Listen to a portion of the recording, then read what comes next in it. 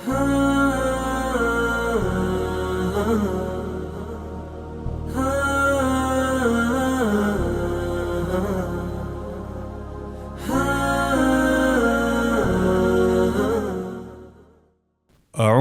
بالله من الشيطان الرجيم. بسم الله الرحمن الرحيم. قال ادخلوا في قد خلت من قبلكم من الجن والإنس في النار كلما دخلت أمة لعنت أختها حتى إذا اداركوا فيها جميعا قالت أخراهم لأولاهم ربنا هؤلاء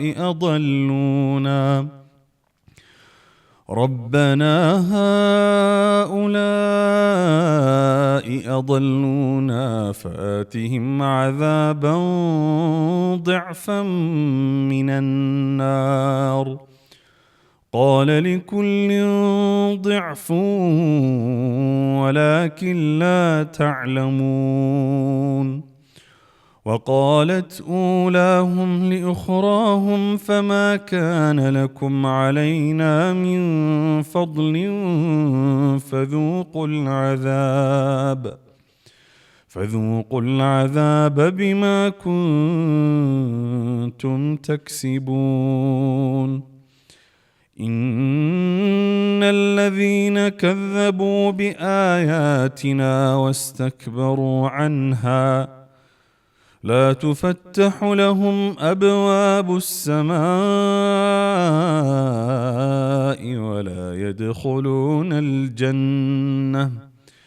ولا يدخلون الجنة حتى يلج الجمل في سم الخياط وكذلك نجزي المجرمين. لهم من جهنم مهاد ومن فوقهم غواش وكذلك نجزي الظالمين. صدق الله العظيم.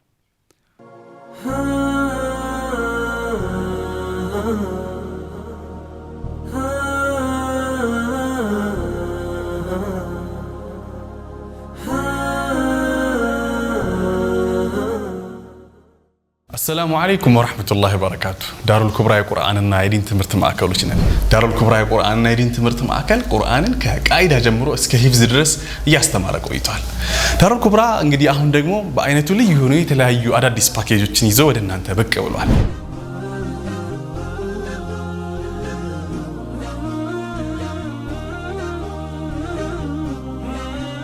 የኪታብ ወይም መሰረታዊ የዲን ትምህርቶችን መታገኙበትን ፓኬጅ አዘጋጅተናል። በፊቅህ፣ በሐዲስ፣ በሲራና በአቂዳ በሰርተፍኬት ደረጃ መታገኙበትን እድል አመቻችቶላችኋል።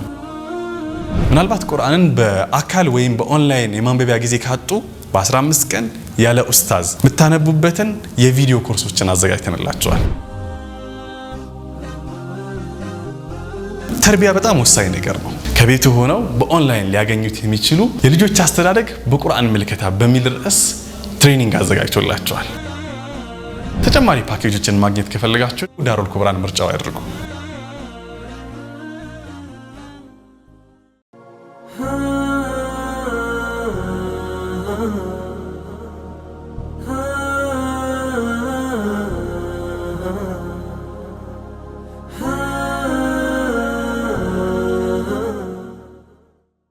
بسم الله الحمد لله رب العالمين والصلاة والسلام على أشرف الأنبياء والمرسلين نبينا وحبيبنا محمد صلى الله عليه وسلم وعلى آله وصحبه أجمعين. السلام عليكم ورحمة الله تعالى وبركاته. كبراتنا كبران تملكاتوت انديت ناتشو انديت سنبتاتشو سمنتاتشو انديت نبارا مع القرآن جمروال ينانتو مع القرآن إن شاء الله عنده الجزيو እናንተን ይጠቅማሉ ብለን ያሰብናቸውን ቁርአን ላይ ካሉ በጣም ወሳኝ ነጥቦች መካከል ወደ እናንተ እንወረውራለን።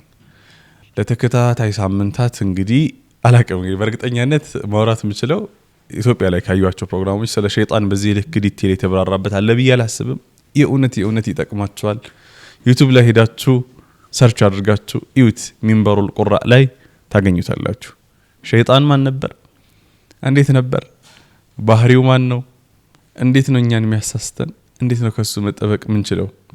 እኛ ከምናውቀው በጣም የዘለለ ስትራቴጂዎች ያሉት ሸይጣን ህይወታችን ላይ እንዴት እንደሚጫወት የእውነት ታያላችሁ። አላህ ለዛ ነው ኢነ ሸይጣነ ለኩም ዐዱውን ፈተኺዙሁ ዐዱዋ። ሸይጣን በእርግጥ ግልጽ ጠላታችሁ ነው። እናንተም ጠላት አድርጋችሁ አጥብቃችሁ ፈተኺዙሁ ጠላትነቱን አጥብቃችሁ ያዙት ሲል በተለያዩ የቁርአን አያዎች የሚነግረን። ሸይጣንን ኦልሞስት ተጨረሰን። ያለፉትን ነገሮች ይዋቸው የጎደሉ ነገሮችም ካሉ ሙሏቸው። ኢንሻአላህ ዛሬ ደግሞ አዲስ ርዕስ ነው ይዤላችሁ የመጣሁት። ቁርአን ላይ ካሉ በጣም የሚገርሙ ብዙ ካልተወሩ ርዕሶች መካከል ነው ሐቂቃ ይሄን በጣም ብዙ ወላጆችን ይመለከታል ብዬ አስባለሁ።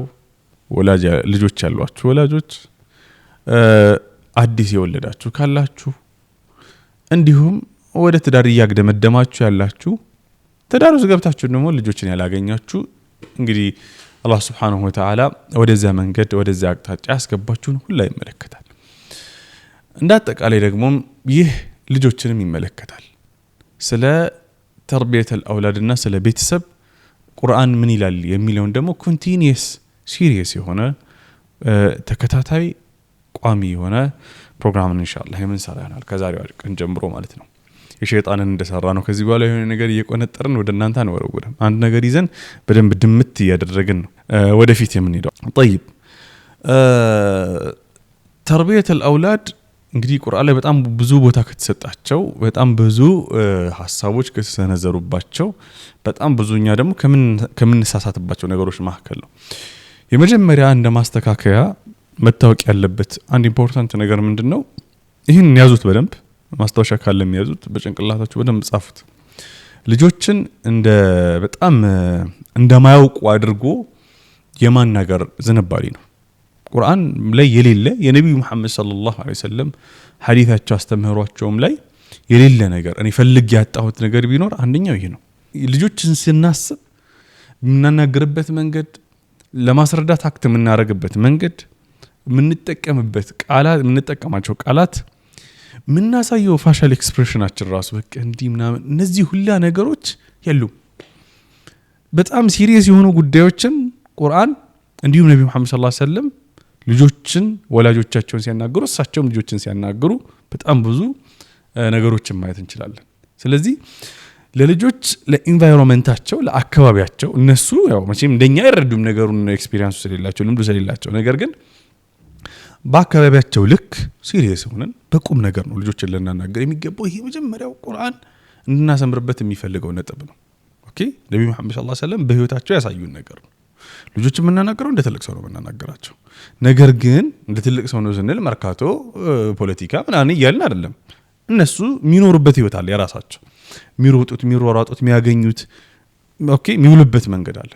ከዛ ኢንቫይሮንመንት ጋር ቀረብ አድርገን ሐሳቦችን ብሬክ ዳውን አድርገን ሰበርበር አድርገን ለነሱ በሚሆን ልክ ነገር ግን እንደ ትልቅ ሰው ይሄ መጀመሪያው በጣም ኢምፖርታንት ፖይንት ነው። ይሄንን ያዙልኝና ወደ ቀጣዩ አልፋለሁ። طيب ወደ ዝርዝር ታሪኮች ከዛ በኋላ እዛው እስከ ምናገኛቸው አስተምህሮች ምናምን ከመሄዴ በፊት በመጀመሪያ እንግዲህ ተርቢያ የሚለው ቃል አስለን በጣም አቢዩዝ የተደረገ ቃል ነው ብዬ አስባለሁ እኔ በግሌ። ቁርአን ላይ አላህ Subhanahu Wa Ta'ala በሱረቱል በቀራ ላይ ምን ይላል? وقالوا لن يدخل الجنة إلا من كان هودا أو نصارى። ክርስቲያኖች እንዲሁም አይሁዶች ጀነትን አይገባም ክርስቲያን አልያም አይሁድ የሆነ ካልሆነ ይህ ካታጎሪ ውስጥ ወይም ይህን ስያሜ ካልያዘ ጀነት አይገባም አሉ። አላህ Subhanahu Wa Ta'ala መልሱ ምን ነበር? تلك አማንዩሁም ይህ ከንቱ የሆነ ምኞት ነው። ዝም ብሎ ስምን ለጥፎ ከዛ ይህን ስም ያልያዘ ወደዚያ በኩል አያልፍም ማለት ከንቱ የሆነ ምኞት ነው ቁል ሃቱ ቡርሃነኩም ኢን ኩንቱም ሳዲቂን ይህ ለዚህ ስማችሁ ወይም ደግሞ አሁን ለሞገታችሁት ነገር ጀነትን አይገባም ብላችሁ እዲያ ነው አይደለ ሙግት ነው ለዚህ ሙግታችሁ ምን አምጡ መረጃን አምጡ እውነተኞች ከሆናችሁ ከሸርጥ ነው ኢን ኩንቱም ሳዲቂን ይልቁንስ አላህ ምን አለ በላ እንዴ በርግጥ አለ እውነት ነው ጀነት የሚገባ ማን ነው من أسلم وجهه لله لله سبحانه وتعالى ሙሉ ለሙሉ ያደረ ነው እጁን ለሱ የሰጠ ነው ፊቱን ወደሱ ያዞረ ነው من أسلم وجهه لله ዝም ብሎ ወደ አላህ ብቻ ማዞር አይደለም وهو محسن ስራውን ያሳመረ ሲሆን ليس البر أن تولوا وجوهكم قبل المشرق والمغرب يا جماعة ፊታችሁን ወደ ምስራቅ ወደ ምዕራብ ማዞራችሁ ላይ አይደለም ቁም ነገሩ ከዚህ በፊት ያነበሩ የቁርአን ገጾች ላይ ስለ ቂብላ መቀየር ካወራ በኋላ ነው ያ በጣም ኢምፖርታንት ነገር ቢሆንም ግን ያ ብቻውን ዝም በቃ ኦና ነው የሚሆነው ليس البر የመልካም ነገር ጥግ ወይ መልካምነት መልካም ነገር የሚባለው ፊትን ወደ ምስራቅና ወደ ምዕራብ ማዞር አይደለም ولكن البر بر من آمن بالله ባደኛው ተፍሲር ማለት ነው መልካም ነገር ማለት የመልካም ነገር ቁንጮ ማለት በአላህ ያመነ ሰው የሚሰራው መልካም ነገር ነው ከዛ ብሎ ዝርዝር ያደርጋል ማለት ነው طيب ፖይንት ይካለምጣ ስለዚህ ልጆቻችንን ተርቢያ ምናምን እንደዚህ ምናምን ስላል አይደለም ሰንበዲ ወይም ተስተርቢያ ያደርጋለው ተርቢያ ማን እየተባለ በጣም ብዙ አቢዝ ይደረጋል ይሄ ቃል ትክክለኛው ነገር ግን ይህ ቃል የሚያስፈርደውን ነገር ይህንን የሚሞግተው አካል በተቋም ደረጃ ሊሆን ይችላል በግለሰብ ደረጃ ሊሆን ይችላል በወላጅ ደረጃ ሊሆን ይችላል በሀገር ደረጃ በኢንስቲትዩሽን ማምጣት ነው ፖይንቱ ስለዚህ ክርስቲያኖች እንዲሁም አይሁዶች እኛ ጀነት እንገባለን ሲሉ አላህ ምንድነው ያለው ስራችሁን አሳዩ በላ መስለም ወጀሁ ሊላህ ኦኬ ስራችሁ ጥሩ ከሆነ ማለት ምንድነው ለአላህ ፊታችሁን ከሰጣችሁ ለአላህ ትእዛዝ ካደራችሁ ስራችሁን አሳማሪ ከሆናችሁ አለቀ ያላህ ትእዛዝ ነብዩ መሐመድ ሰለላሁ ዐለይሂ ወሰለም ከተቀበላችሁ አላህን ከተቀበላችሁ ለሱ ትእዛዝ ካደራችሁ ነው አንድ ጊዜ ይላሉ ሰላህ አልዲን አልአዩቢ ቤተል መቅዲስ ታቀላችሁ በከፈተ ጊዜ አቅሳን በከፈተ ጊዜ ማለት ነው ሁለት ሰዎች ተሟጋች ሆነው እሱ ጋር መጡ እርስ በርስ ተጣልተው ማለት ሁለት ወንድማማቾች ናቸው እና የነዚህ ወንድማማቾች ታሪክ ምንድን ነበር አባታቸው ለሁለቱም ቀለበት ሰጥቷቸዋል ይህ ቀለበት የሚሰጠው በዛ ቤተሰብ ታሪክ ቤተሰብ ውስጥ በጣም ጥሩ ለሆነው ሰው ነው በጣም በጎ ለሆነው ሰው እና አንደኛው ጥሩ እንደሆነ አባትየው ያውቃል ሌላኛው ግን ክፉ ነውና ካልሰጠሁት ይሄኛውን አታክ ያደርገዋል ልክ እንደ ሀቢልና ቃቢል ተለምዶ በምን ጠራቸው ሰሞች የቁርአን ላይ ባለው ደግሞ የአደም ልጆች ማለት ነው ወንድሙን አታክ ያደርጋል ብሎ ፈራና አባትየው ፌክ ቀለበት ሰጥቶ ለይሄ ጥሩ ላልሆነው ልጅም ሰጠው ከዛ በኋላ ጥሩ ለሆነው ልጅ ደግሞ ትክክለኛው ሰጠው ከዛ ሁለቱም ያንን ይዞ መታየት እዛ ቤተሰብ ውስጥ እዛ አካባቢ ላይ እንደ ክብር እንደ ኦነር ይታይ ነበርና በቃ እንደ ያንን ስለሚያውቁ ተጣሉና መጡ ሰላዲን አልአዩቢ ዳኛ ጋር ላካቸው ከዛ ዳኛው ምንድነው ያላቸው ከናንተ መሐከል ጥሩ ሰሪው እኮ ይታወቃል እሰራለሁ ብለህ ስለሞገትክ እኔ ጥሩ ነኝ ስላልክ አይደለም ሀገር ያቀሃል ዘመድ ያቀሃል አካባቢ ያቀሃል አም ጉድ ምናምን ተብለው ስለተሞገት አይደለም ስለዚህ አሁንም ፖይንት ጋር ይሁላ ነገር ምለው ተርቢያ የሚለው ቃል በጣም በቃ የተበደለ ቃል ነው በጣም የተዘለመ ቃል ነው ኤቨሪባዲ እየተነሳ ነው ተርቢያ ተቋም ሰራለው ተርቢያ ሰጣለው ምናምን ተርቢያ ሰጣለው ስላልን ልጆቻችንም ተርቢያ ይሰጥልናል ተብሎ ስለተሞገተ ምናምን አይደለም ቁም ነገሩ ምን ላይ ነው ሪሊ ያ አካል ያን ነገር የሰጣቸው ሰዎች ወደት ተርቢያን ያገኙ ሆነው ታይተዋል ወይ ምድር ላይ ፋናቸው ታይተዋል ወይ ኦኬ ይሄ በጣም ኢምፖርታንት ነገር ነው ከዛ በኋላ እንግዲህ ማየት ያለብን አሁንም ወደ ዝርዝር ታሪኮች ወደ አስተምህሮች ምናምን ከመሄዳችን በፊት አንድ ነገር የሚታወቀው ፍርድ የሚሰጥበት በደንብ አካበን ስለ ጉዳዩ ካወቀን በኋላ ነው ከነዚህ ነገሮች መካከል ደግሞ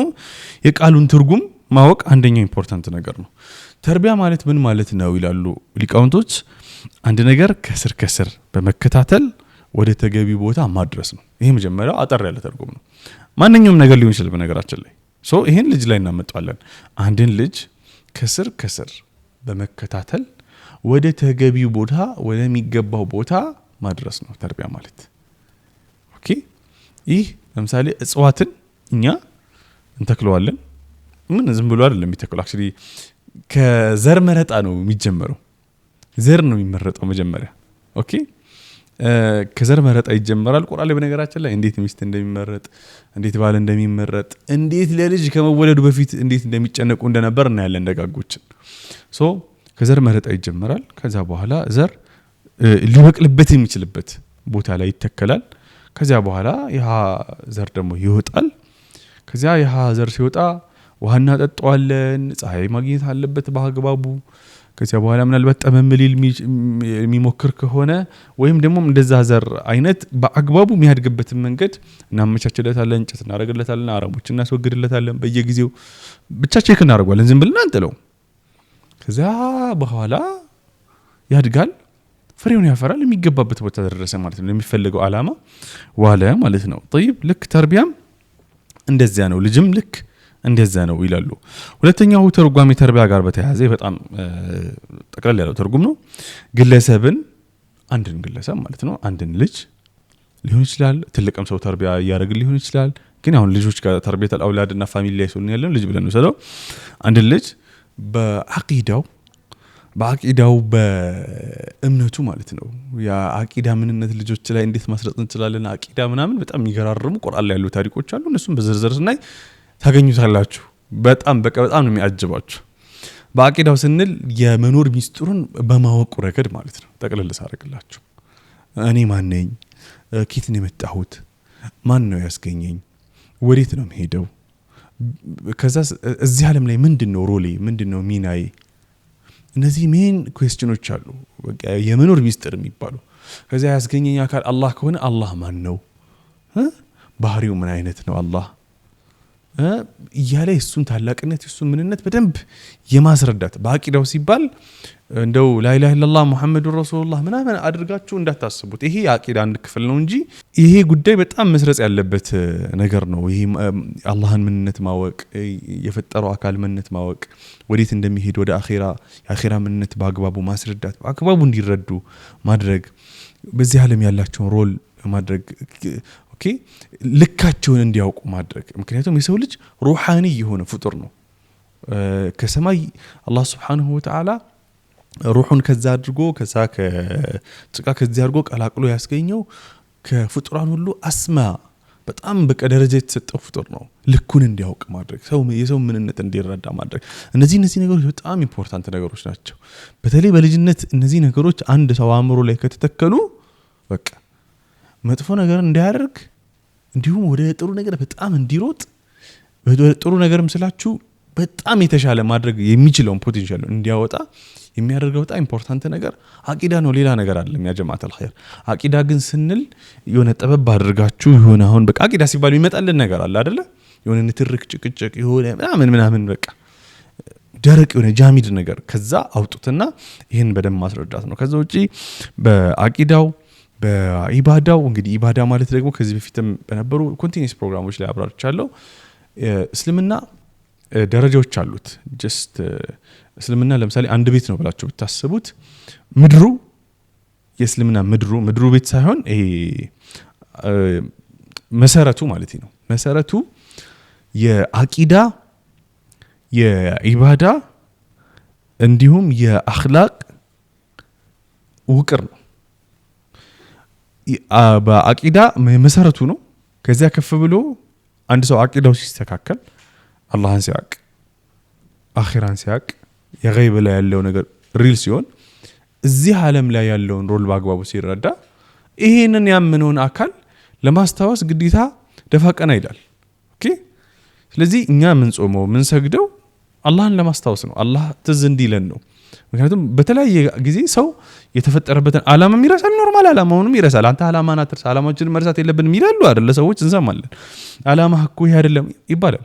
ሰው ዓላማውን ስለሚረሳ ዓላማው ጋር የሚያገናኘው ነገር ይፈልጋል። ሰላት ምናምን ኢባዳ ምንላቸው ነገሮች በአጠቃላይ ከአላህ ጋር ይሄ ዓላማችንን የምንኖርበትን የተፈጠርንበትን ዓላማ የሚያስታውሱን ነገሮች ናቸው። እኔ ሰላት ሰግድ መጥፎ ነገር ላረክ ነበር መጥፎ ነገር ውስጥ ገብቼ ከነበረ አላህን አስቤ እመለሳለሁ ወደ መልካም ነገር ሄዳለሁ። እነ ሰላተ ተንሃ ዐኒል ፈሕሻኢ ወልሙንከር እንዳለው አላህ ሱብሓነሁ ወተዓላ። ስለዚህ ሁለተኛው ኢባዳ ነው። በኢባዳቸው በአኽላቁ በስነ ምግባሩ እነዚህ ሁለት ነገሮች ጥምረት ዲፎልት አኽላቁ እንዲስተካከል ያደርገዋል። አንድ ሰው ሪል የሆነ አቂዳ በትክክል ከገባው በትክክል አላህን የሚያስታውስ ከሆነ በዚህ መካከል የሚፈጠሩ ዘለሎች አሉ፣ የምግባር ልሽቀቶች ምን ይኖራሉ፣ ግን ይስተካከላሉ። በአኽላቁ በአእምሮ ብስለቱ ኦኬ፣ በአእምሮ ብስለቱ በጤንነቱ ጤናውን በመጠበቁ ረገድ ማለት ነው። እንዲሁም ስሜቱን በመቆጣጠሩ ረገድ ጤናውን በመጠበቁ ስል ፊዚካሊ ምናምን ሜንታሊም ያለው ማለት ነው። ስሜቱን በመቆጣጠር ረገድ ውጤታማ ይሆን ዘንድ ሸሪዓው ጋር በማይጋጭ መልኩ ኮትኩቶ ማብቃት ማለት ነው። እንግዲህ አሁን ተርቢያ ህይወት ሆነባቸው ማለት ነው። ዝም ብሎ በቃ አሁን በተለምዶ ምን ይባላል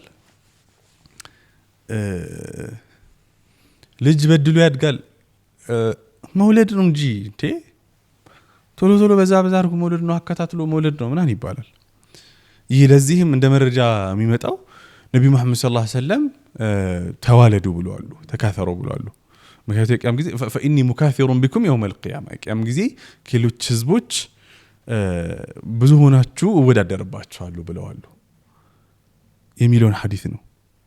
ያ ጀማዓተል ኸይር ሁሉም ነገር ማንኛውም መረጃ በእስልምና የሚታየው ከአጠቃላይ ካሉ መረጃዎች መካከል ያቺ መረጃ በፐዝል መልኩ የምትገባበትን ቦታ ነው እንጂ አንዷን ሐዲስ ብቻ ወስደን እስልምና ላይ ለመጣል ወይም ህይወታችን ላይ ለመጣል መሞከር በጣም አደገኛ ነገር ነው። እንዴ አላህ Subhanahu Wa Ta'ala ኮነ ኢነማ አምዋሉኩም ወአውላዱኩም ፊትና የሚሉ ገንዘቦቻችሁ እንዲሁም ልጆቻችሁ ለእናንተ ፈተና ናቸው ይላል። ከዛ እዚህ ጋር መጣ እንደፈለኩ ለድማም ትለኛል። ይሄም የሆነው ሰው አለ፣ ይሄም የሆነው ሰው አለ። ተግባባን። ነብዩ መሐመድ ሰለላሁ ዐለይሂ ወሰለም እኮ ፋርማሲስት ነበሩ ይባላል። ሰዎችን ሐሳብ ሲሰጧቸው አንደኛው ዱንያ ውስጥ ስምጥ ብሎ ዲኑን በሚረሳበት ጊዜ አይ እኮ ዱንያ እኮ ማለት አላህ ዘንዳ የትንኝን ያክል ክንፍ ማይሞላ ነገር ለዚህ እንዴት እንደስተናል ይሉታል። ለሌላኛው ደግሞ በዱንያው በጣም ደግሞ ዲኑን ሲخدም ሲያዩት ሀገሩን ሲخدም ሲያዩት ምርጥ ነገር እኮ ማለት እዚህ ዓለም ላይ ጥሩ ዱንያና ጥሩ የትዳር አጋር ነው ብሎ ያበረቱታል። ይሄንን ሐዲስ ወስዶ አንድ ሰው ዱንያ የሚባል ነገር ማለት አይችልም፣ ይሄ የተባለው ለሰንበዲ ነው፣ ይሄ የተባለው ለሰንበዲ ነው። ተግባባን። ስለዚህ ዝም ብለን እኔ በቃ በጣም ከማይገቡኝ ነገሮች መካከል ነው ሐቂቃ ነው ብላችሁ ሰው ለእያንዳንዱ በስሩ ላሉ አካላት ተጠያቂ ነው። ከዚህ ጋር አያይዘን ምን አላህ Subhanahu Wa Ta'ala ቃል ያ አዩሃ الذين آمنوا قوا أنفسكم وأهليكم نارا እናንተ ያመናችሁ ወይ ነፍሳችሁን ቤተሰቦቻችሁን ከእሳት ጠብቁ። ነብዩ መሐመድ ሰለላሁ ዐለይሂ ወሰለም በሐዲታቸው ምን ብለዋል? ኩልኩም ራዒን ወኩልኩም መስኡሉን አን ራዒየቲሂ፣ ሁላችሁም ኃላፊነት አለባችሁ፣ ኃላፊነት ለተጣለባችሁ ነገር ደግሞ ተጠያቂዎች ናችሁ።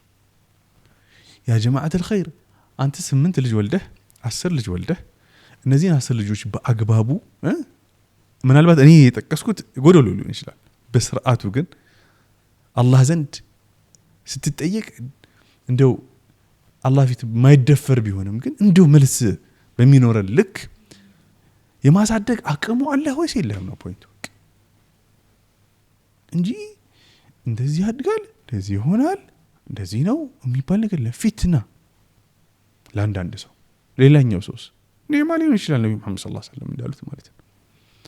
ስለዚህ እነዚህ ነገሮች ሁሌም ቢሆን መረጃዎች ሲታዩ ከሌሎች መረጃዎች አንፃር ከሌሎች የቁርአን አያዎች ከሌሎች የነብዩ ሰለላሁ ዐለይሂ ወሰለም አስተምህሮች የእስልምና ግብ አንፃር ኦኬ መቃሲድ الشريعه ጋር ከዚህ ጋር ነው ኦኬ የሚታየው ከተጨባጭ አንፃር ሪያሊቲው ምን ይላል ከነዚህ ነገሮች አንፃር ነው የሚታየው።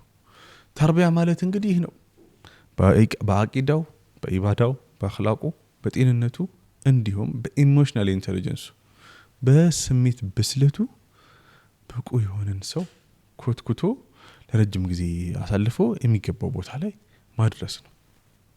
እንግዲህ አሁን የኛ ተርቢያ እናደርጋለን ብለን የምናስብ ከሆነ ከዚህ ሚዛን አንፃር እስኪ እዩት ልጆቻችሁን ትሪት የምታደርጉበት የምታሳድጉበት የምታስተምሩበት የምትንከባከቡበት ጊዜ የምትሰጡበት መንገድ ኡስታዞች ከሆናችሁ ልጆቻችሁን የምታስተምሩበት የምታስቀሩበት ተርቢያ የምታደርጉበትን መንገድ እዩት። ከዛ በኋላ ደግሞ ቁርአን ይፈርደናል። በነገራችን ላይ ታሪክ እየመዘዘን ከእያንዳንዱ ቦታ ላይ እናብራራዋለን። የዛኔ ጉድ እንላለን ማለት ነው። ልክ ሸይጣንን በዚህ በኩል እንዳልነው ማለት ነው አናቀም እንዳልነው ተርቢያም አናውቆም ብለናል።